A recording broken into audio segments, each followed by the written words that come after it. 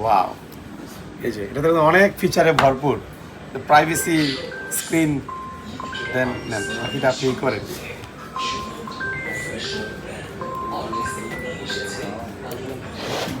Wow ভাই, হ্যান্ডফিলটা কেমন এটার?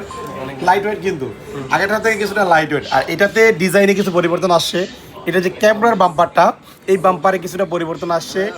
আদারওয়াইজ এমনিতে লুকিং আগেরটার মতোই, আর বাদবাকি এটাতে কিন্তু অনেক ফিচার অ্যাড করা হয়েছে। এটাতে যে স্ক্রিনটা, এটা কিন্তু হচ্ছে প্রাইভেসি স্ক্রিন প্রোটেক্টর আলাদা করে ইউজ করতে হবে না, এটাতে অপশন আছে, সেই অপশনের মাধ্যমে কিন্তু এটার ইউজ করতে পারবেন।